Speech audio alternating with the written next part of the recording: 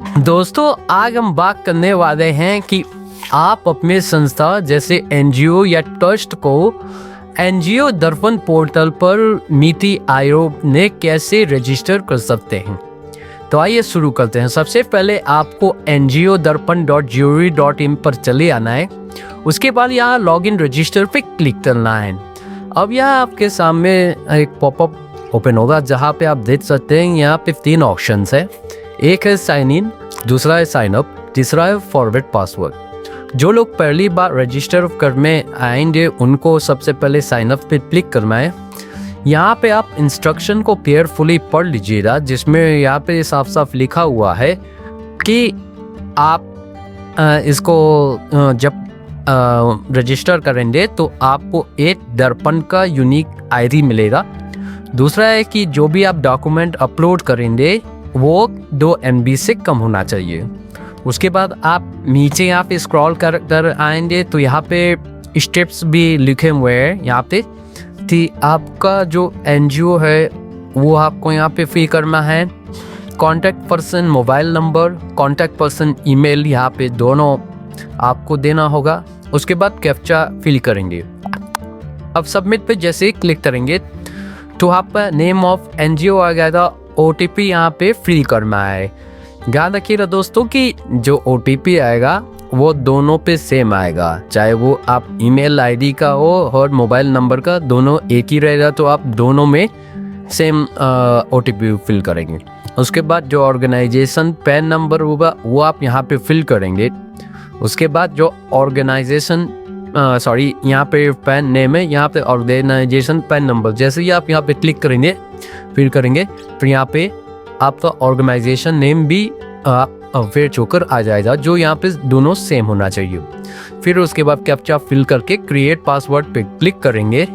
फिर यहाँ पे आप कंफर्म पासवर्ड करके इस पे आप साइन अप हो जाएंगे। लेकिन मुझे यहाँ साइन अप नहीं करना है तो मैं स्किप करता हूँ। तो यहाँ स्किप नहीं हो रहा है तो मैं यहाँ पे कंसेंट चेक बॉक्स पे क्लिक करता हूँ और प्रोसीड टू साइन अप पे क्लिक करता हूँ। तो यहाँ पे आप देख सकते हैं कि यहाँ पे हम वापस आ गए हैं पॉपअप पे। अब यहाँ पे हम साइन इन पे क्लिक करेंगे तो यहाँ पे भी इंस्ट्रक्शन दिख रहा है और यहाँ पे भी केयरफुली हम इसको रीड कर लेंगे। ठीक है, तो सिंपली अब हम यहाँ कंसेंट चेक बॉक्स पे क्लिक करते हैं और प्रोसीड टू साइन इन पे क्लिक करते हैं। अब यहाँ enter your login ID password fill करना होगा। तो मेरा ऑलरेडी यहाँ पे जो है हमने पासवर्ड सेव कर रखा है और यहाँ पे हम अपना कैप्चा फिल करते हैं।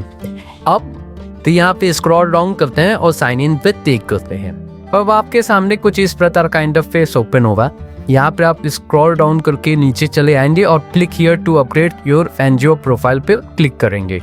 अब यहाँ पे आप देख सकते हैं कि ऑर्गेनाइजेशन पैन नंबर, यहाँ पे सबसे पहले आप देख सकते हैं कि जो आपका ट्रस्ट है उसका नाम यहाँ पे आ चुका है और जो पैन कार्ड पे भी सेम यही नेम है। उसके बाद यहाँ पे ऑर्गेनाइजेशन पैन नंबर, उसके बाद यहाँ पे एनजीओ नेम, यहाँ पे एनजीओ एड्रेस आपको फिल करना होगा। उसके बाद स्क्रॉल डाउन करके आते हैं तो यहाँ पे सेलेक्ट स्टेट आप अपने अकॉर्डिंग कर लीजिएगा। जैसे मैं सेलेक्टर लेता हूँ उत्तर प्रदेश। उसके बाद जो डिस्ट्रिक्ट है वो मैं अपना सेलेक्ट कर लेता हूँ। अब यहाँ पे सिटी पिन कोड, जो सिटी पिन कोड है वो हम यहाँ पे फिल कर लेते हैं और यहाँ पे जो सिटी है वो हम यहाँ पे फिल कर लेते हैं। अब यहाँ पे जो कॉन्टैक्ट पर्सन ईमेल एड्रेस है वो तो यहाँ पे है। एनजीओ URL अगर है तो आप इसको फिल करेंगे, अदरवाइज छोड़ देंगे। रजिस्टर्ड विथ तो आप यहाँ पे अपने अकॉर्डिंग सेलेक्ट कर लीजिएगा। जैसे मेरा आप है सब रजिस्टर तो मैं ये सब रजिस्टर सेलेक्ट कर लेता हूँ। टाइप ऑफ VO और NGO तो यहाँ पे आप काफ़ी सारी चीज़ें देख सकते हैं। प्राइवेट सेक्टर कंपनी है, रजिस्टर्ड सोसाइटी है, ठीक है, और ट्रस्ट है। तो मेरा ट्रस्ट है तो हम ट्रस्ट पे क्लिक करते हैं। आप अपने अकॉर्डिंग देख लीजिएगा कि आप तक क्या है, ठीक है। उसके बाद रजिस्ट्रेशन नंबर तो यहाँ पे जो अब रजिस्ट्रेशन सर्टिफिकेट वो आप यहाँ पे नंबर फिल करेंगे और उसी अपलोड RC को यहाँ पे अपलोड करेंगे।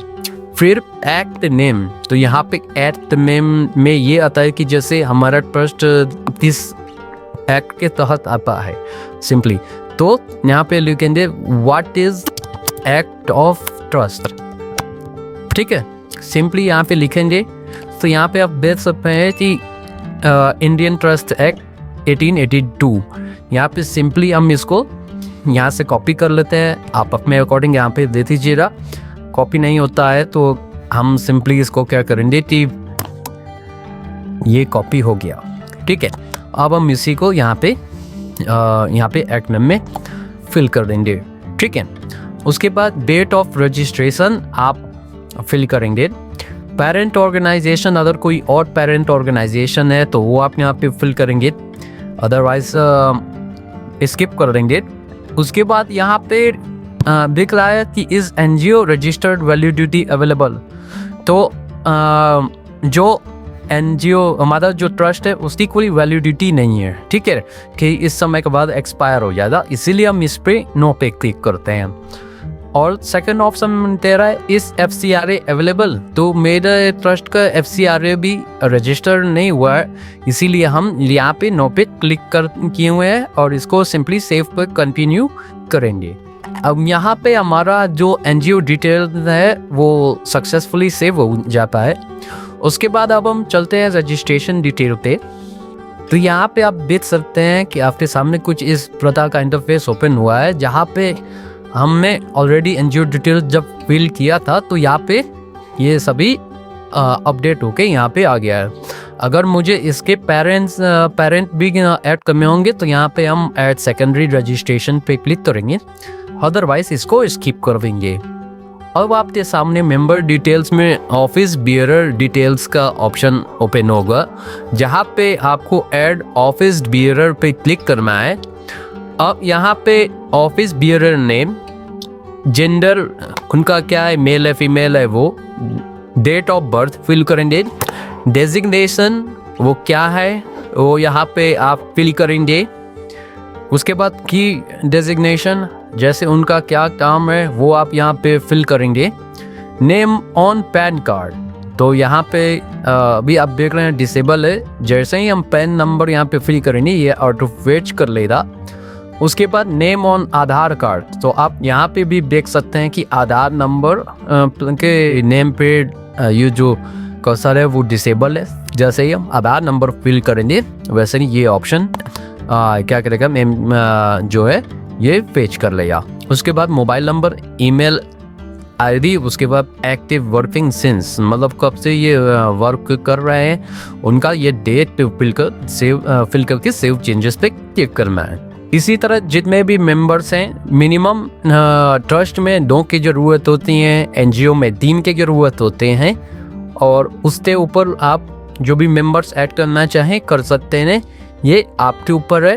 तो इसको आप अपने अकॉर्डिंग बिल कीजिएगा। और यहाँ पे आप देख सकते हैं कि हमने दोनों मेंबर्स का डिटेल ऐड कर दिया है। तो अब हम चलते हैं सोर्स ऑफ फंड पे, यहाँ पे क्लिक करते हैं। तो अब आपके सामने कुछ इस प्रकार का इंटरफेस ओपन हुआ है, जहाँ पे सोर्स ऑफ फंड लिखा है कि not will for financial year this year.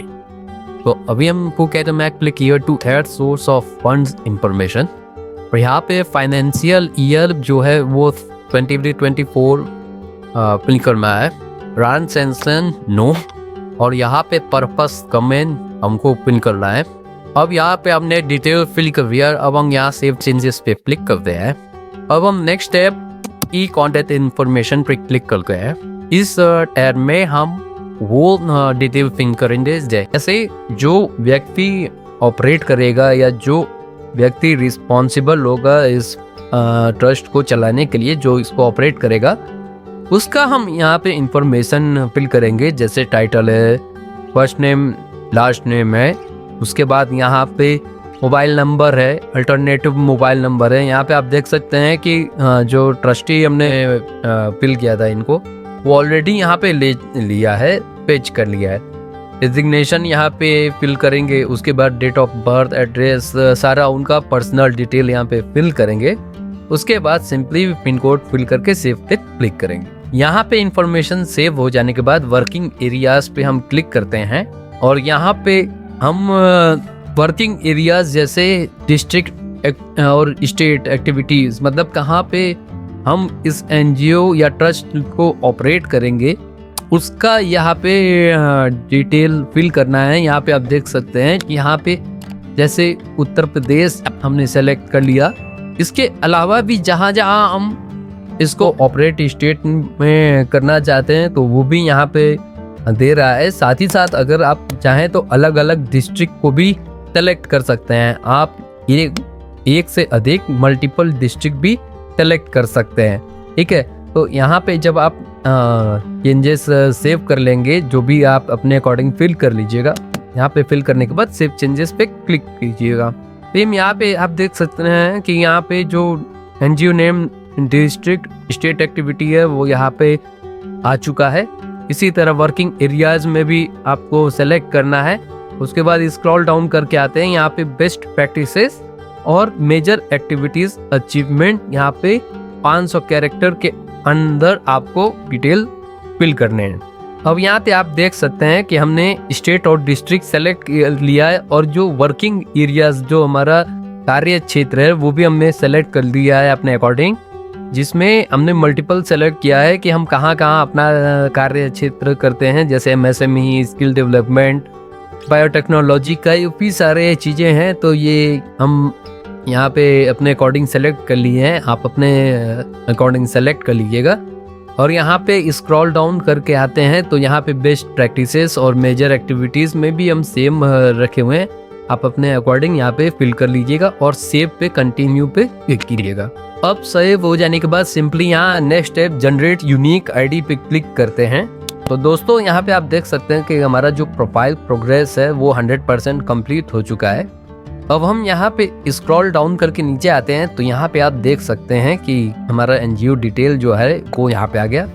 अब इसको कौन चीफ फंक्शनरी कौन करेगा तो यहाँ पे हम क्लिक करते हैं। अब यहाँ पे आप देख सकते हैं कि सारा जो डिटेल है वो ऑटोमेटिक पेज होके यहाँ पे आ गया है। तो अब हम क्या करेंगे कि एफिडेविट फॉर्म जो है वो यहाँ पे होगा। यहाँ पे title wife of SO of, ठीक है, तो ये फिल करना होगा। ठीक है, अब यहाँ पे जो है यहाँ पे उनके पिताजी का नाम वो हम यहाँ पे फिल कर देते हैं। उसके बाद अब हम दोस्तों सिंपली और स्क्रॉल डाउन करके नीचे आते हैं तो विटनेस डिटेल, यहाँ पे जो विटनेस हैं उनका यहाँ पे डिटेल फिल करना है, उनका एड्रेस फिल करना है और proceed next to generate affidavit पे क्लिक करना है। अब आपके सामने कुछ इस प्रकार से आपका एफिडेविट जनरेट होकर आता है। यहाँ पे आप देख सकते हैं। तो मैं इसको सिंपली पेज डाउन कर लेता हूँ और यहाँ पे आप देख सकते हैं कि जो वेरिफिकेशन है, विटनेस है, सभी चीज़ें यहाँ पे ऑटोमेटिक यहाँ पे जब आप फिल करेंगे तो यहाँ पे बन के आ गया है। अब हम submit affidavit and gate OTP पे क्लिक करेंगे तो जो ओटीपी हम फिल करेंगे उसके बाद हमारा ये जो पोर्टल पे हम रजिस्टर कर रहे हैं यूनिक आईडी हमको मिल जाएगा।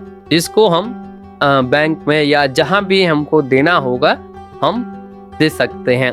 तो अभी हम इसको क्लोज कर देते हैं, क्योंकि अगर हम इसको अभी हम करेंगे तो इसमें कुछ करेक्शंस अगर करने होंगे तो वो हम नहीं कर पाएंगे, क्योंकि ये हम अपना नहीं बल्कि हम किसी कस्टमर का कर रहे हैं। तो बिना उसके कंफर्मेशन के हम इसको आगे नहीं बढ़ा सकते हैं। इसके लिए हम आपसे माफ़ी चाहते हैं। तो जो प्रोसेस बाकी हमने बताया है वो इसी तरह है। तो आप इस वीडियो के माध्यम से अपना एनजीओ या ट्रस्ट भी रजिस्टर कर सकते हैं। तो आपको ये वीडियो कैसा लगा कमेंट करके जरूर बताइएगा। वीडियो अच्छा लगा हो तो लाइक और शेयर कीजिएगा और साथ ही मेरे चैनल को भी सब्सक्राइब कीजिएगा।